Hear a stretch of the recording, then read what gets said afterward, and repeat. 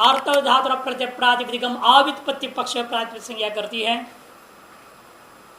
कृत्य समासाश्चर्य सूत्र व्युत्पत्ति पक्ष में प्रातिपदिक संज्ञा करते हैं। क्योंकि निरुक्तकार ने कहा है सर्वाणि नामानि धातुजानि न भवन्ति कानिचित रूढ़ान्यपि सन्ति। सभी के सभी नामवाचक जो शब्द हम लोग पढ़ते हैं धातुज ही हो, धातु से ही प्रकृति प्रत्यय से ही बना हो, ऐसा कोई नियम नहीं है, क्वचित रूढ़ भी है। हमने कल बताया भी था, जैसे गौ शब्द है, देखने में धातुज तो है, वो व्युत्पत्ति कर भी लेंगे लेकिन अर्थ तो नहीं ले पाएंगे। प्रकृति प्रति निरपेक्ष अर्थ रूढ़ हो जाता है।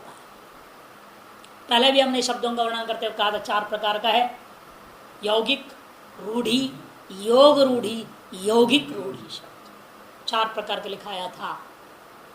उनमें रूढ़ी शब्द जितने भी होते हैं लगभग वो अव्युत्पन्न होते हैं और यौगिक शब्द सदा ही व्युत्पन्न होता है। योग रूढ़ में व्युत्पत्ति विशिष्ट रूढ़ित्व है, व्युत्पत्ति हम करते हैं लेकिन अव्युत्पन्न अर्थ में रूढ़ कर देते हैं। जैसे पंकात जायते थी पंकजः, कीचड़ से जो जन्मा हुआ, लेकिन हमने व्युत्पत्ति का अर्थ तो रखा, रखते हुए भी हमने क्या किया है, उसको रूढ़ कर दिया कमल में। यदि भी कीचड़ में कमल ही उगता है क्या है? कीड़े मकोड़े भी पैदा हो रहे हैं, अनेक प्रकार से घास वास भी पैदा हो रहे हैं, लेकिन हम उस पंकज शब्द को कमल में रूढ़ कर देते हैं। वह व्युत्पत्ति से जन्य होता हुआ अव्युत्पन्न हो गया योग रूढ़। और यौगिक रूढ़ में अलग व्युत्पन्न पक्ष का अर्थ भी अपने जगह पर ठीक है, अव्युत्पन्न पक्ष वाला शब्द भी अपने जगह पर व्यवहार में होता है। जैसे उद्भिद शब्द बताया था, उद्भिद शब्द जब याग का नाम होता है तो रूढ़ हो गया, और जब पेड़ पौधे घास आदि को बोलेंगे तो वो यौगिक हो गया। भूमि उद्भिद्य उत्पद्य इति उद्भिद, भूमि को फोड़ करके अंकुर बनते हुए निकल के पैदा हो गया, उनको उद्भिद कहेंगे। वहां व्युत्पत्ति है, वहां यौगिक अर्थ ले रहा हूं, वो अपने जगह पर बिल्कुल ठीक है, गलत नहीं है, उसको बात नहीं कर रहे हम, या उसको संकोच भी नहीं हो रहा है। और उससे विलक्षण अर्थ भी, रूढ़ अर्थ भी लिया है, उद्भिदाय जैत पुष्गावः वेद में मंत्र आया। वह उद्भिद शब्द याग का नाम है।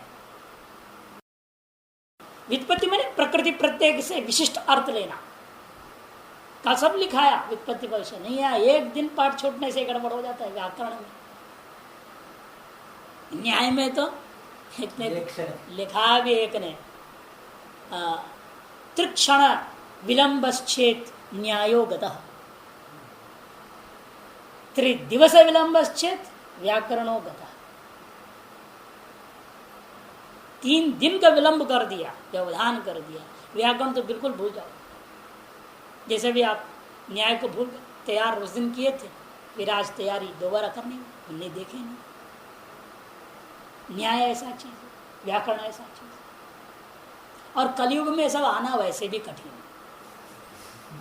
ये सब शास्त्र मुश्किल काम होता है।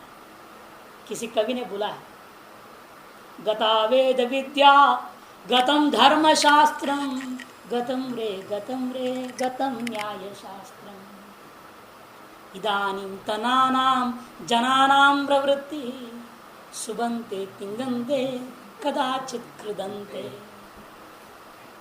ये दुर्दशा है। गता वेद विद्या, वेद विद्या तो नष्ट हो गई, तो दारू पी के गणा गणपति क्या ब्राह्मण। गता वेद विद्या गतम धर्म शास्त्र, किसी को पता नहीं क्या करना, क्या कर्तव्य का बोध ही है। गीता कहती है साफ, तस्मात् शास्त्रम में प्रमाणन्ते कार्य कार्य व्यवस्थित। क्या कार्य, शास्त्र बोध के बिना क्या होगा। और शास्त्र कौन पढ़ा, किसी को ज्ञानी नहीं।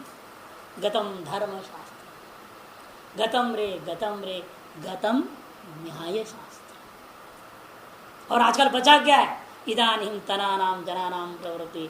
आजकल लोगों की प्रवृत्ति कितने में है? कोई सुबंत पढ़ ली, कोई तिंगंत पढ़ ली, कभी कभार किसी जन का पुण्य हो जाए तो कृतंत बोल लिया।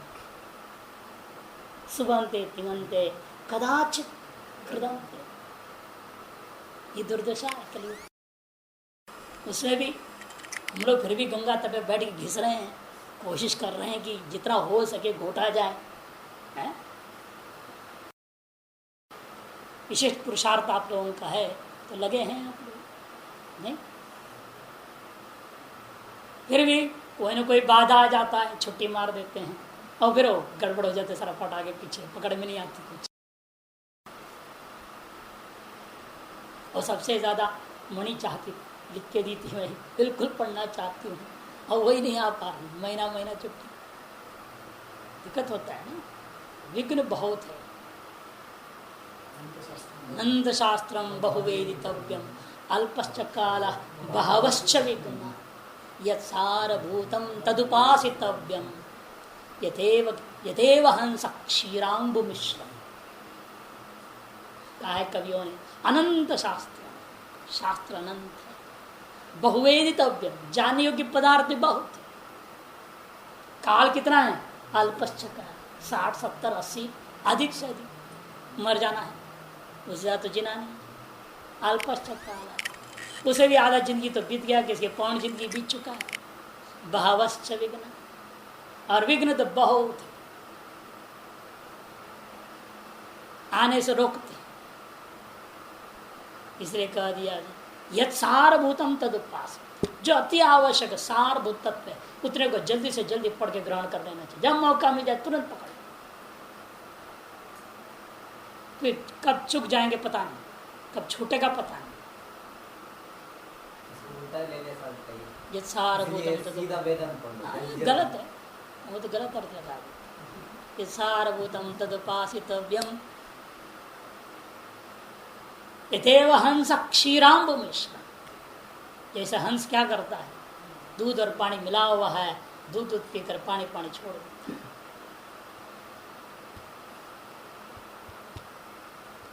वैसे हम लोगों को जल्दी से जल्दी व्याकरण, न्याय, मीमांसा, सांख्य थोड़ा थोड़ा थोड़ा सा पढ़ लेना चाहिए, ताकि वेदांत बढ़िया ढंग से उसको पकड़ सके।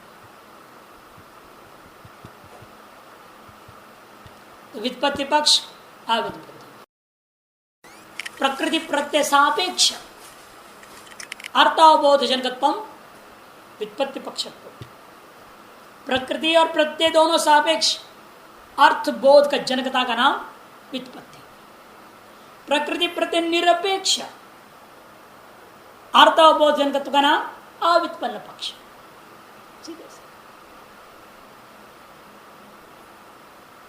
और प्रातिपदिक क्यों नाम रखा? महान चौड़ा नाम रख दिया, लंबा चौड़ा, टी घू घ, ऐसे छोटे अक्षर रख सकते थे ना, टी संज्ञा है ना, बस आ गया घू संज्ञा, घी संज्ञा, घा संज्ञा, छोटे छोटे क्यों कहते हैं? ज्यादा फालतू बड़ा नाम रखने की क्या जरूरत है? लेकिन कहीं रख रहे हैं तो महासंज्ञा, हमने पहले भी संज्ञा को दो प्रकार वर्णन किया ना, केवल संज्ञा, महासंज्ञा या अनुवर्त संज्ञा भी है, तो उसे कुछ अर्थ होगा। प्रातिपदिक का अर्थ क्या?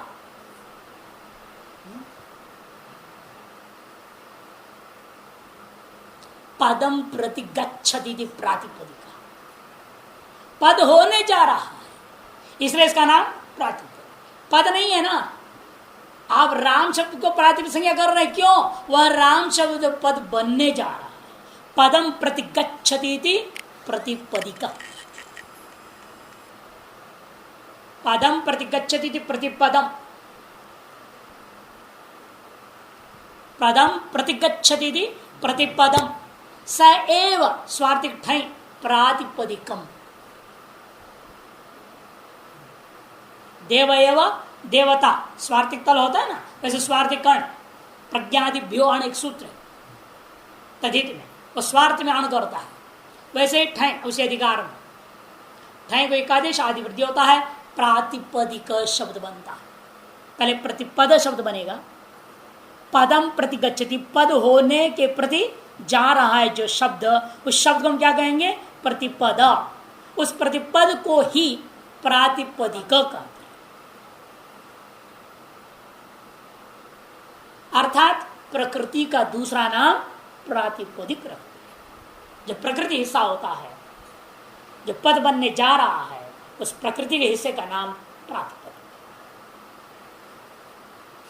अब प्रातिपदिक कौन से 21 प्रत्यय लाना है तो सूत्र आरंभ होता है साउ जस्मौर चष्टाभ्याम भिस्गेभ्याम व्यस्गसिभ्याम गस गसो सांज्ञोसुप। बोली साउ जस्मौर छस, छस तक ले लीजिए। सौ जस्मौट छस, सौ जसमौट जसमौट समय आवे सौ जसमौट छस, ताभ्याम भिस ङेभ्याम भ्यस गसिभ्याम भ्यस, गसी नहीं गस, गसी गसिभ्याम भ्यस गसोसाम गसोसाम ज्ञोस सुप। सौ जसमौट छस, ताभ्याम भिस ङेभ्याम भ्यस गसिभ्याम भ्यस गसोसाम ज्ञोसुप। इसमें टुकड़ा करूंगा अब अलग है। सु औ जस, सु औ जस, स्वयं टीका में देखिए सु औ जस इति प्रथमा, अम औट शस इति द्वितीया, ताभ्याम भिस इति तृतीया, ज्ञेभ्याम भ्यस इति चतुर्थी, गसिभ्याम भ्यस इति पंचमी, गस ओस आम इति षष्ठी, गी ओ सुप इति सप्तमी। यहाँ शुरू हो रहा है देखिए सु से ना, सौ जस मौट, सु से शुरू हुआ, सौ है ना, यन हो रखा है वो, सु औ अलग करो, अंत में आया गी ओ सुप। सुप में क्या है प, और आदि में कौन है सु। आदि ही ये प हलंत है ना, हलंत में सिद्ध संज्ञा होगी, अंतित है, हलंत में सिद्ध संज्ञा होगी, अंतित है, अंत्य नेता सहित आदि ही, अंतित प, उसके सहित आदि कहूंगा तो क्या हो गया सुप। ये क्या करता है, एक प्रत्याहार हो गया। यह मध्यगानाम स्वस्य च संज्ञास्या, मध्य में रहने वाले सभी और अपने का खुद का भी आदि का भी बोध कराता है। इसे सुप एक प्रत्याहार है। वो कितने हैं उसके अंदर 21 प्रत्यय, 7 या 21 प्रत्ययों को बताने वाला यह प्रत्याहार है सुप। यह है अंत में जिसका उसको कहते हैं सुबंध, और सुप्तिगंत पदम से ऐसे सुबंधों का क्या संज्ञा होगा पद संज्ञा। ठीक है ना। अब उसमें प्रथमा में सुऔजस है, उस सुऔजस में भी सु का नाम एक वचन है, औ का नाम द्विवचन है, जस का नाम बहुवचन है। ये तीन तीन को जो टुकड़ा बनाया गया है उनमें पहले का नाम एक वचन होगा, दूसरे का नाम द्विवचन होगा, तीसरे का नाम बहुवचन होगा। एक वचन का मतलब क्या, एकत्वम उच्यते अनेनैति एक वचनम, एकत्व का कथन किया जाता है जिसके द्वारा उसका नाम एक वचन है। द्वित्वम उच्यते अनेनैति द्विवचनम, द्वित्व का दो संख्या का बोध कराता है जिससे उसका नाम द्विवचन। जैसा रामः बनाया आपने, एक वचन सु आया, विसर्ग हुआ है, रामः माने एक राम ने, रामौ औ आया द्विवचन है, दो रामों ने, रामाः बहुत रामों ने। ये अर्थ नहीं देगा कि जैसे बहुत्व, बहुत्वम उच्यते नहीं थी बहुवचनम, एक वचन द्विवचन बहुवचन, तीन वचन है बहुवचन। एकत्वम उच्चते अन्येन, ये विग्रह वाक्य किया जाता है, उसका नाम एक वचन हो गया। द्वित्वम उच्चते अनेन द्विवचनम, बहुत्वम उच्चते अनेन बहुवचनम। इसलिए सु एक वचन हो गया, प्रथमा का एक वचन कहा जाएगा। सु को क्या कहेंगे हम? इसलिए प्रथमैक वचनम, औ को प्रथमादि वचनम, जस को प्रथमाया बहुवचनम। इसी प्रकार अम आउट शस में अम क्या है? द्वितीया का एक वचन, आउट द्वितीया का द्विवचन, शस द्वितीया का बहुवचन। टाभ्याम भीष्म बताइए, टा क्या है? तृतीया का एक वचन, भ्याम भिस तृतीया का बहुवचन। गे भ्याम भ्यस, इसमें चतुर्थी का एक वचन गे, भ्याम चतुर्थी का द्विवचन, भ्यस चतुर्थी का बहुवचन। गसी भ्याम भ्यस में गसी पंचमी का एक वचन, भ्याम पंचमी का द्विवचन, भ्यस पंचमी का बहुवचन। गस ओस आम, इसमें गस षष्ठी का एक वचन, ओस षष्ठी का द्विवचन, आम षष्ठी का बहुवचन। गी ओस सुप, इसे सप्तमी का एक वचन गी, ओस सप्तमी का द्विवचन, और सुप सप्तमी का बहुवचन का प्रत्यय है। इनमें एक और बात विशेष ध्यान रखने का है, जो प्रथमा का एक वचन द्विवचन बहुवचन है, इन्हीं तीन प्रत्ययों को संबोधन के लिए भी प्रयोग किया जाता है। संबोधन में हम तीन बनाएंगे, ये तो 21 तो ही है, और संबोधन के लिए भी तीन होगा। वहां भी एक वचन द्विवचन बहुवचन होगा संबोधन में भी। उसके लिए प्रत्यय कौन होंगे? प्रथमा के तीनों प्रत्यय प्रयोग होगा। हे राम, हे रामऊ, हे रामाहा बनता है। वह हे राम में जो सूल आया वो प्रथमा का एक वचन को ही संबोधन में प्रयोग किया, तब उसको नया नाम दिया है। उस नाम क्या है? संबुद्धि। हमने पहले बताया है, संबुद्धो शाकल सेतावनार्ष सूत्र आपने पढ़ा संधि प्रकरण में, वह संबुद्धि की व्याख्या करते बताया था मैंने। प्रथमा का एक वचन का जो सु है उसी का दूसरा नाम संबुद्धि। और जस के लिए कोई नया नाम नहीं दिया, संबोधन का ही प्रत्यय कहा जाता है। इस प्रकार प्रत्यय आ गए, प्रातिपदिक संज्ञा हो गया, प्रत्यय आ गया। अब अधिकार सूत्र बता रहे हैं प्रत्ययों को प्रातिपदिकों से लाएंगे कैसे। आपने राम आदि शब्दों की तो प्रातिपदिक संज्ञा कर लिए, प्रत्यय जान लिए, लेकिन इस प्रातिपदिक से यह प्रत्यय को लाना है, आमने सामने बिठाना है, तो कैसे बिठाएंगे? कौन करेगा ये काम, बिठाने का काम? उसके लिए सूत्र ला रहे हैं, तीन सूत्र ला रहे हैं एक साथ। ज्ञाप प्रातिपदिकात् प्रत्ययः परश्च, ज्ञाप वो बोला नहीं हो, वहां पर सौजस्मट इत्यादि जो सूत्र था वो प्रथमा का एक वचन का पूरा एक ही सूत्र है, पूरा एक सूत्र एक पद है। पूरा यह सूत्र क्या है? एक पद है, प्रथमा का एक वचन है। समाहार द्वंद्व होने से नपुंसक लिंग एक वचन का रूप है। हालंत नपुंसक लिंग एक वचन, प्रथमा का एक वचन का रूप है। जैसे लिट लिट लिया लिया बनता है ना, हालंत में क्या होता है? सुआया लोप हो गया, हल्की विद्युत का से प्रथमा। अभी जो मैं बोल रहा हूं आखिर में बोलो ना, ये जो सौजस नोट सूत्र है ना, ये जो सूत्र सुप तक गया, ये पूरा एक पद है बोल रहा हूं, पूरा एक ही पद है। कौन सा? प्रथमा का एक वचन का पद है। प्रत्येक सूत्र में बता रहा हूं ना कितने पद है करके, कौन सा पद है बता रहा हूं। तो उस प्रकार से इसको भी बोल रहा हूं, ये जो सूत्र है पूरा का पूरा मिला करके एक ही पद है। हम भले टुकड़ा टुकड़ा उच्चारण कर रहे हैं आपकी सुविधा के लिए, और समझाने के टुकड़ों में 7 भाग कर दिया, सब कुछ किया, लेकिन वास्तव में सूत्र क्या है? एक पद वाला सूत्र है। प्रथमा का एक वचन का है और हलंत नपुंसक लिंग का है। लिंग भी बता रहा हूं जान करके। अब अगला सूत्र आपने जो पढ़ा अभी, ज्ञाप प्रातिपदिका, ये पंचमी का एक वचन है। पंचमी का एक वचन, ज्ञाप प्रातिपदिका पंचमी का एक वचन है। प्रत्यय प्रथमा का एक वचन है, परः प्रथमा का एक वचन है, और च अव्यय है। इस तरह से 3 सूत्र है, 3 सूत्रों में 4 पद। यहाँ प्रतिपद पहला सूत्र एक ही पद है, पंचमी का एक वचन। प्रत्यय दूसरा सूत्र है, एक ही पद है, प्रथमा का एक वचन। परश्च तीसरा सूत्र है, 2 पद है, प्रथमा का एक वचन और अव्यय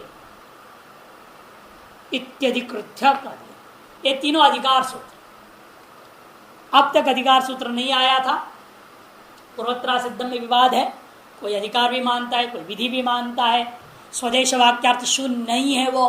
पूर्वोत्तरार्थ सपा सप्ताध्याय के प्रति त्रिपादी परम असिद्धम, स्वदेश में भी वाक्यार्थ है, परदेश में वाक्यार्थ किया, त्रिपाद्यम भी पूर्व प्रति परम शास्त्र सिद्धम, स्वदेश में भी वाक्यार्थ है, परदेश में भी वाक्यार्थ कर दिया है। इसे दोनों जगह होने से उसको विधि ही माना गया है, अथवा स्वदेश में विधि, परदेश में अधिकार, ऐसा उभयात्मक सूत्र माना उसको।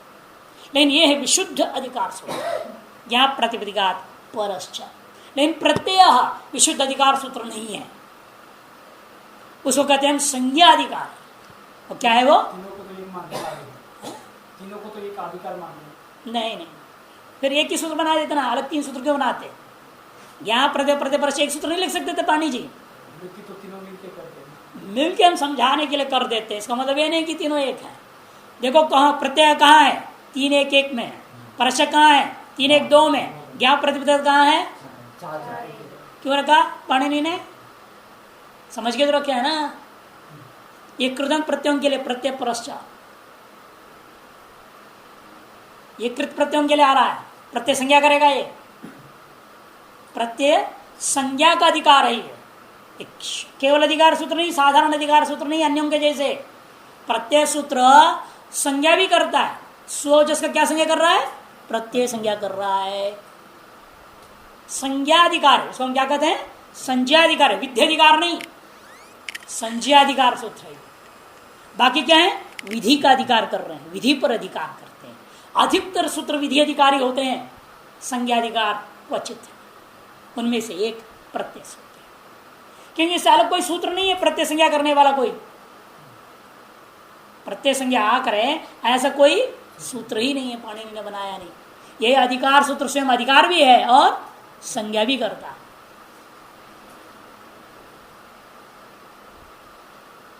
तीसरे अध्याय का 2 सूत्र और चौथे अध्याय का 1 सूत्र मिला के विवृत्ति बना रहे समझाने के लिए आपको। ज्ञंता तावंता प्रातिपदिकाच्च परे स्वादय प्रत्यया स्यु। ज्ञंत माने गीप, गीश, गीम, इसको समझना पड़ेगा। स्त्री प्रत्यय होते हैं नीप, नीश, नीम। इन तीनों में पाषाण एक संज्ञा होकर चला जाएगा। ग सामान्य बचा लिया इन्होंने। इन तीनों को संकेत कर रहे हैं नी से। इसी प्रकार टाप, चाप, डाप, इन तीनों में टा चा डा संज्ञा होता है चुटू से। बचता है इन तीनों में, आपको इन्होंने संकेत रूप में ले लिया। ये सब स्त्रीलिंग का प्रत्यय, जब शब्द को स्त्रीलिंग में ले जाना है तभी प्रत्यय किए। जैसे गौरा शब्द, क्या शब्द है? गौरा, गौरांग बोलते हैं ना, गौरा। उससे क्या करोगे आप? गीश करोगे तो बनेगा गौरी। स्त्रीलिंग हो गया कि नहीं हो गया? पुल्लिंग वाला शब्द गौरा था, गौरी हो गया, वो गीश से हो गया। पुल्लिंग को स्त्रीलिंग में कर दिया। मूषा को दूसरे मर्द टाप कर दिया, मूषिका। चूहिया, चूहा, चूहिया, स्त्रीलिंग कर देना उसको। नर को मादा में परिवर्तित करने के लिए ये प्रत्यय लाया जाता है। नरवाचक शब्दों से इन प्रत्ययों को करने से वो नारीवाचक शब्द हो जाता है। ये है अंत में चिन्ह का गी है, अंत में इसको क्या कहेंगे? ज्ञंत। और आप अंत में इसको आबंत। ज्ञंतात आबंतात। ज्ञंत जो ये 3 प्रत्यय हुआ जिनसे ऐसे स्त्रीलिंग वाले शब्दों से, और आबंधन से ये 3 प्रत्यय हुए जिनसे ऐसा जो स्त्रिंग वाले शब्दों से पर में सौजस मुट इत्यादि प्रत्यय होते हैं। ज्ञंतात, आबंतात और प्रातिपदिक संज्ञा वाले, जब भी आपने 2 सूत्रों से प्रातिपदिक संज्ञा किया है, उन प्रातिपदिक संज्ञा वाले शब्दों से परे। प्रत्यय को कहाँ रखा जाएगा? पर में रखना, पूर्व में नहीं। प्रातिपदिक का पूर्व में नहीं रखना है। कहाँ रखना है? परे परहा सूत्र है ना, परश्च उसको सप्तमी कर दिया। पर में क्या होता है, स्वादेहस्यो, ये जो स्वादी सु और जस अम और शस आदि पड़ा, ये 21 प्रत्यय होते हैं, 21 होते हैं। और ये जो 21 हो रहे हैं इनका नाम क्या, प्रत्यय। स्वादय प्रत्यया स्यो, ये जो स्वादी जन से पर में होते हो, आवन से पर में होते हैं या प्रातिपदिक से पर में होते हैं, उन स्वादियों का नाम है, अथवा प्रत्यय नाम वाले स्वादी होते हैं। ऐसा भी कह सकते, जंतों से, आवंतों से और प्रातिपदिकों से प्रत्यय संज्ञा वाले स्वादी होते हैं।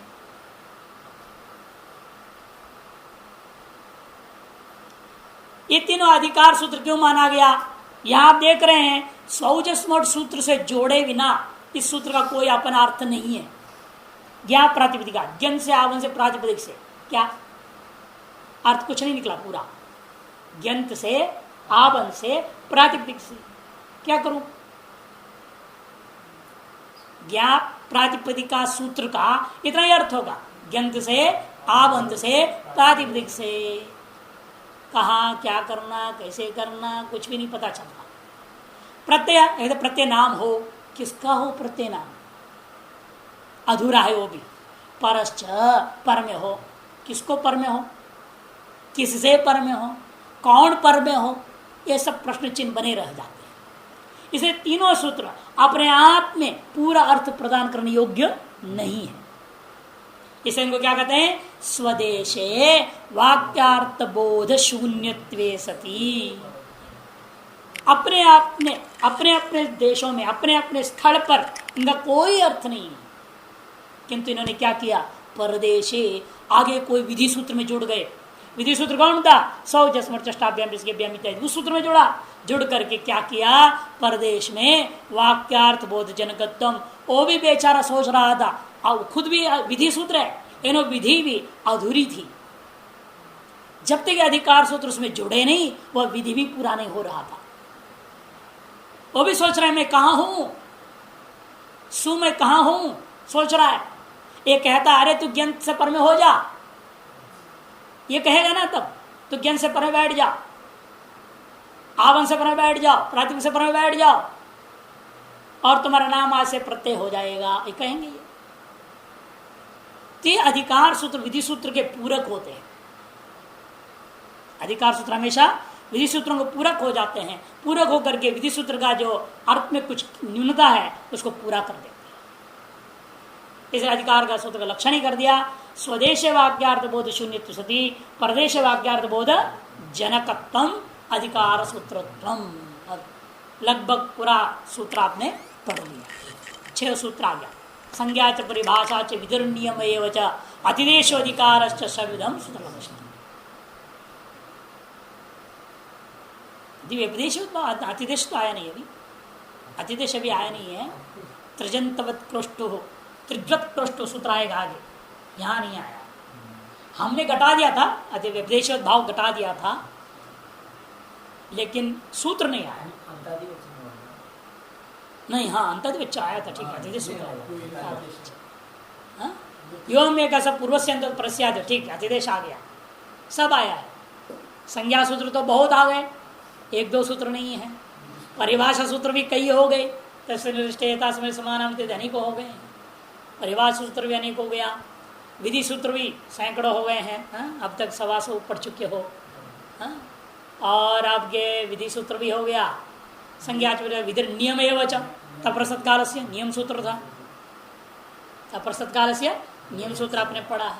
अतिदेश सूत्र अंतादिवच्च, त्रिजत क्रोष्ट आगे में भी आएगा, अतिदेश सूत्र है। और अधिकार सूत्र वर्तमान में पढ़ ही रहे हैं, ज्ञा प्रत्यय पश्चात 6 प्रकार के सूत्र आपको। तो ज्ञंता दावंता प्रातिपदिकाच परिस्वाद प्रत्यय स्युः। ये अधिकार सूत्रों का भी 2 तरीके से समन्वय होता है, दोनों को समझना है। वाक्यिक वाक्यता है अथवा पदैक वाक्यता है, 2 प्रकार से होता है। विधिवाक्य न सह पदैक वाक्य तया बोध जनकत्वम एक तरह से इसलिए ये भी इन्होंने लक्षण जैसे बना दिया, विधि वाक्य न सह पदैक वाक्यतया बोध जनकत्वम अधिकारत्वम, ये भी एक लक्षण इस तरह से उन्होंने, क्योंकि वाक्यिक वाक्यता पदैक वाक्यता, दो वाक्यों को जोड़ रिया वो वाक्यिक वाक्यता कहते हैं, और एक पद को दूसरे वाक्य से जोड़ना पदैक वाक्यता कहते हैं। यहां पदैक वाक्यता, अधिकार सूत्र के वाक्य पूरे अपने आप में वाक्य नहीं थे, पद था, उस पद को हमने विधि सूत्र के वाक्य में जोड़ा, इसलिए पदैक वाक्यतया बोधजनकता है। यहां वाक्यिक वाक्यता नहीं होता।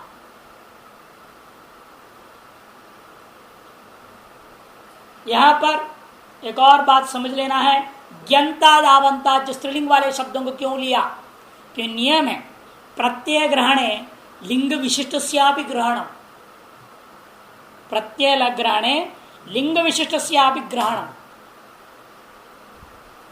नियम। जहां प्रत्यय ग्रहण हो वहां प्रत्यय ग्रहणे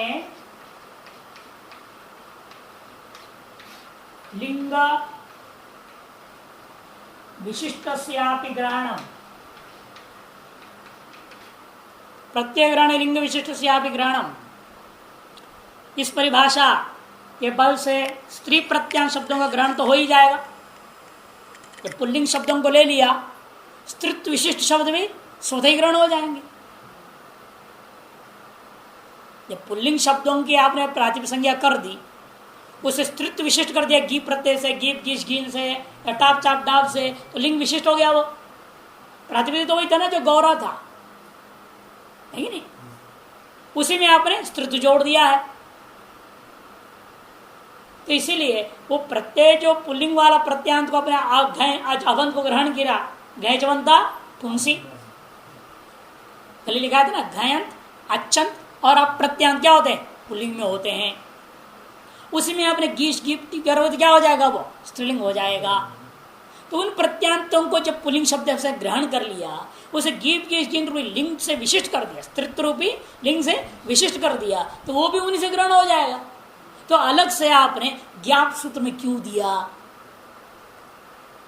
अधिकार सूत्र है ना, ज्ञाप प्रातिपदिकात, या केवल प्रातिपदिकात कहने से ही ज्ञातावंत भी ग्रहण हो जाएगा, कि जब प्रातिपदिक ग्रहण कर लिया तो लिंग विशिष्ट भी अपने आप ग्रहण हो जाएगा। कहीं का इसलिए प्रत्यय ग्रहण के जब क्या कर दिया, प्रातिपदिक ग्रहणे लिंग विशिष्ट से ग्रहण में लिख दिया सीधा, प्रातिपदिक ग्रहणे लिंग विशिष्ट से ग्रहण सीधा ही बोल दिया है। तो ज्ञंत और आवंत ग्रहण करने की क्या जरूरत पड़ा, क्योंकि इसमें एक और समस्या है, क्योंकि ऐसे भी स्त्रीलिंग वाले प्रत्यय है, जिसे ऊंग प्रत्यय है, ऊंग एक प्रत्यय है, ती युवनस्ती युवती बनता है, ती प्रत्यय है। युवन शब्द पुल्लिंग में, पुल्लिंग में क्या होता है, युवक बनता है ना, युवन शब्द, उससे ती प्रत्यय करोगे तो स्त्री में क्या हो जाता है, वो युवती बना। यह ज्ञंत नहीं है, आवंत नहीं है, फिर इससे सुप आएगा नहीं। वामो ऊरु यस्या सा, उससे क्या हो गया, ऐसे करने से वामोरु से ऊं प्रत्यय हुआ, तो शब्द बना वामोरु, स्त्रीलिंग में बना। इस शब्द से फिर प्रत्यय नहीं आ सकता सुप, क्योंकि गीप गीश गिन टाप चाप ढाप इन छह से भिन्न है ऊंग, उन छह से भिन्न है ती, इनसे फिर क्या करोगे, सुप लाने नहीं ला पाएंगे, क्योंकि आपने ज्ञंत और आवंत से स्त्री शब्दों से ही सुप लाने को कहा, और ज्ञंत और आवंत से भिन्न जो स्त्रीलिंग वाला शब्द है उनसे फिर प्रत्यय नहीं आएगा, फिर सुबंध नहीं हो पाएंगे, पद नहीं हो पाएगा, तो प्रयोग ही नहीं हो सकता। अपदम न प्रयुंजित म्लेच्छित वै अपभाषित वै, वैदिक मंत्र कहता है अपद को कभी उच्चारण नहीं करना चाहिए, पद ही बोलना चाहिए जब बोलो,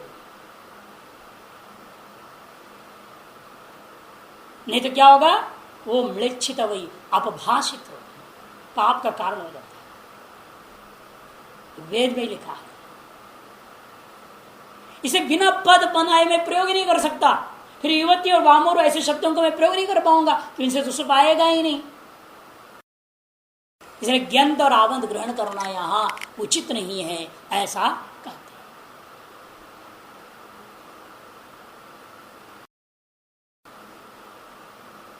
तब कहेंगे नियमार्थ ग्रहण, जैसे कृत तदित समासाश्च में जो समास शब्द ग्रहण किया वो नियमार्थ था। जहां पूर्वोत्तर पद स्वतंत्र रूप में प्रयोग करने योग्य है, फिर भी आप उनको मिला के प्रयोग जब करते हो तभी प्रयोग संज्ञा होता है, अन्यथा नहीं होता। ये तो नियम कल बताया। उसी प्रकार से ज्ञाप भी नियम करता है।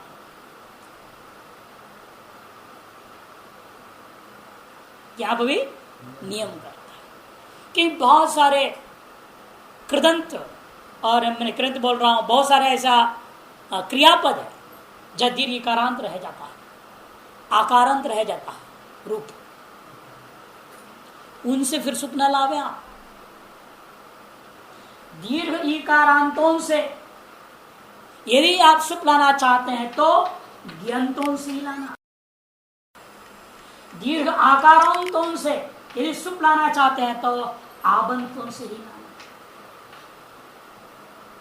उससे भिन्न जो इकारांत आकारांत जो क्रियावाचक पद होंगे उनसे सुप नहीं आए। ऐसे नियम करना, नियमार्थ ज्ञान और आबंत को ग्रहण करना आवश्यक है, ये बोला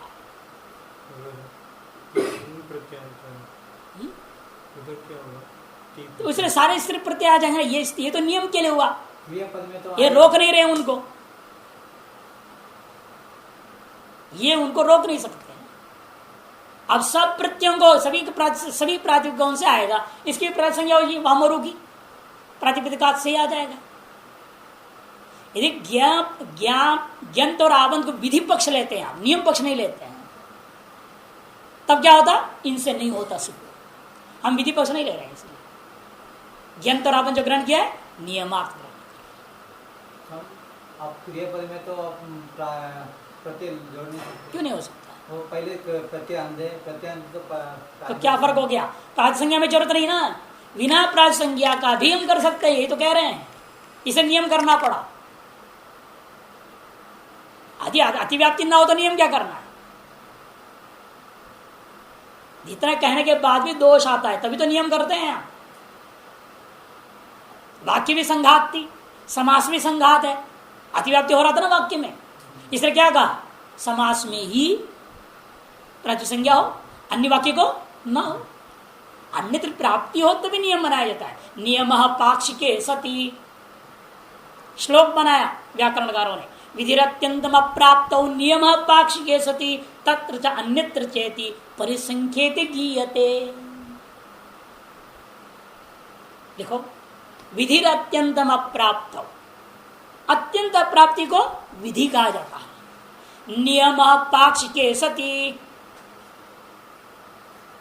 तत्र च अन्यत्र च प्राप्तौ परिसंख्येति गीयते। विधिरत्यंतम प्राप्तौ नियमः पाक्षिके सति तत्र च अन्यत्र च प्राप्तौ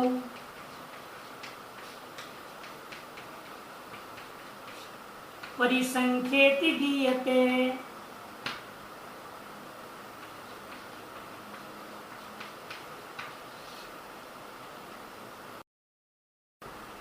तीन प्रकार के विधियां होते हैं। एक तो शुद्ध विधि है, जो अत्यंत प्राप्त, जिस को कोई अण होना चाहिए आज के परत, शुद्ध विधि है।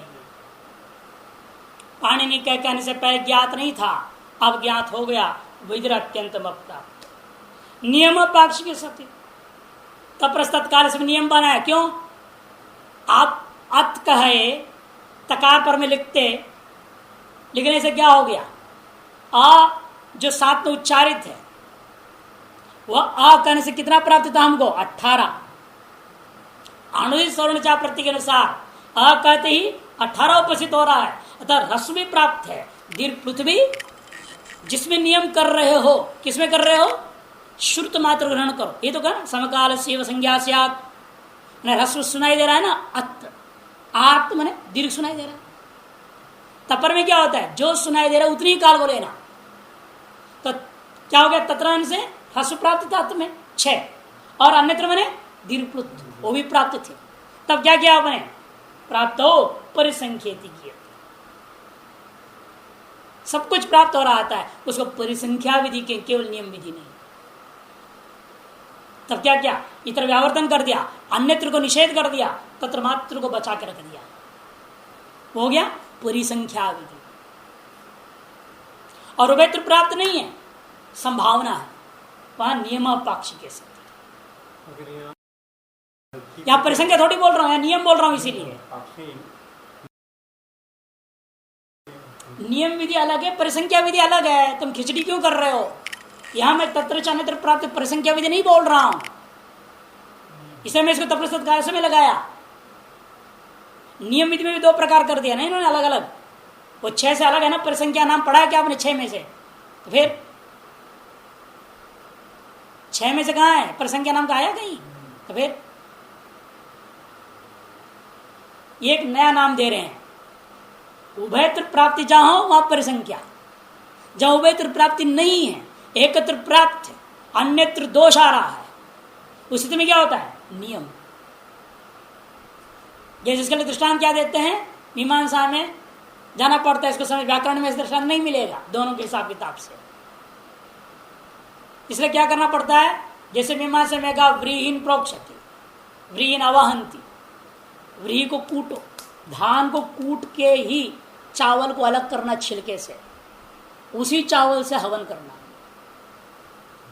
है। क्यों? अरे मार्केट में मिल रहा है चावल निकाला हुआ ही, छिलका निकाला हुआ, उसको सीधे ला और स्वाहा करो ना, क्या आपत्ति हो रहा था?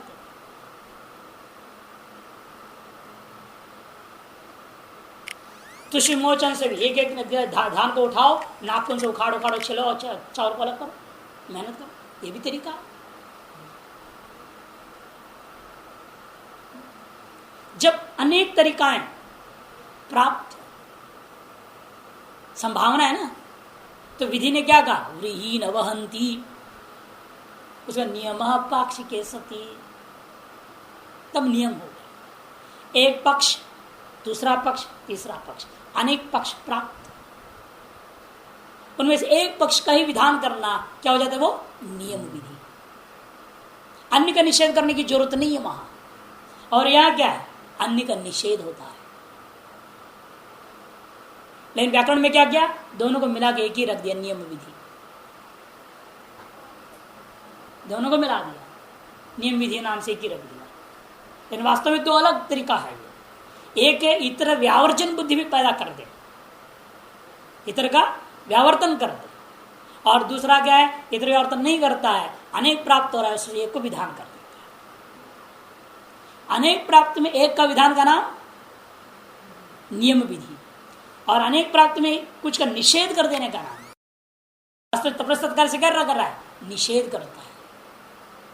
आनुदित स्वर्ण चा प्रति 18 प्राप्त था, एक विधि से प्राप्त को दूसरा विधि ने काट रहा है, इसलिए वास्तव में तत्प्रसत्काल से परिसंख्या का विषय होता है।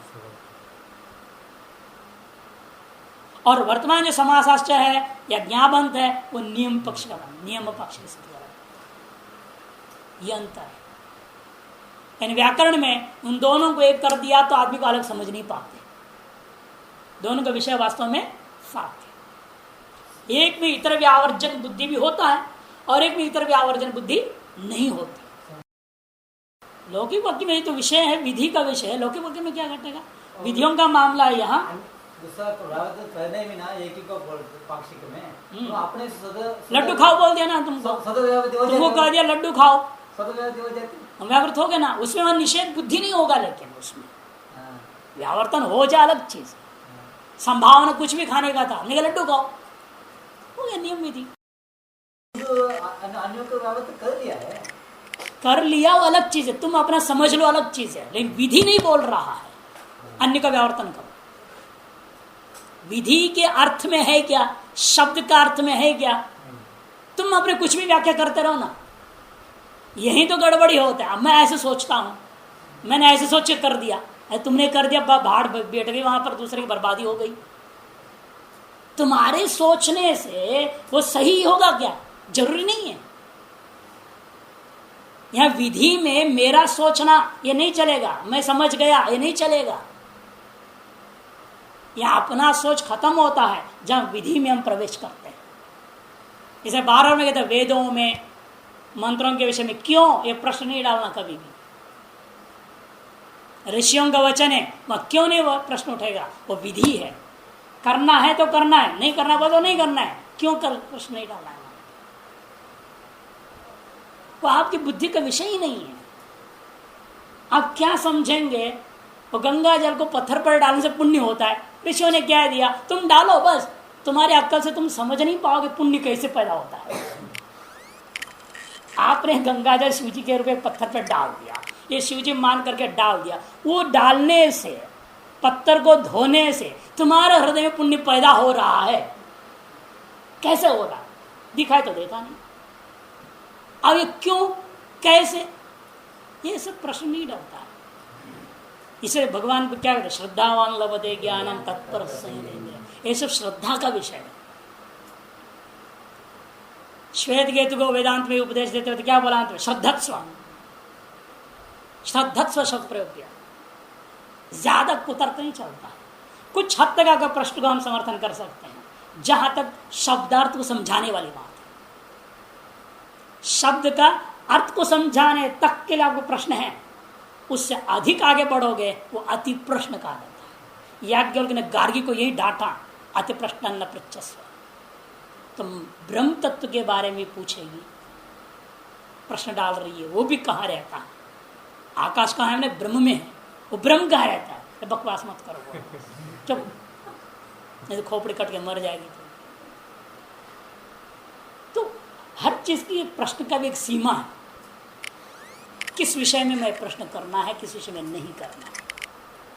जिस विषय में व्याख्यान की जा सकती है उस प्रश्न को तो जवाब दिया जाता है। जिस प्रश्न का व्याख्यान असंभव, वह श्रद्धा का विषय है या अनुभूति का विषय है, इन दो विषय का प्रश्न कभी नहीं पूछा जाता। श्रद्धा और अनुभूति का विषय, उसका वर्णन हो नहीं सकता। और बार बार पूछो मीठा कैसे है, मीठा कैसे है, अरे आदमी क्या बोलेगा, मीठा कैसे होता है, उस मुंह में गुट फूसो बस, वहां से अक्ल में समझ में आ गया मीठा क्या होता है। अब मैं मीठा को क्या समझाऊंगा, कितना व्याख्या भी करूं, उसकी अक्ल में तो जाने वाला है नहीं। कि अनुभूति का मामला है, वो जिह्वा पर गुड़ रखोगे, चीनी डालोगे तो स्वतः समझ में आएगा मीठा क्या है। तो ऐसे विषयों में अनुभूति का विषय कुछ होते हैं, कुछ श्रद्धा के विषय हैं जिसका प्रश्न नहीं होता है। ऐसे प्रश्नों में पूछते तो हम लोग को बोलना पड़ता, डांटना पड़ता है, रोकना पड़ता, बस चुप हो जाओ, फालतू मत।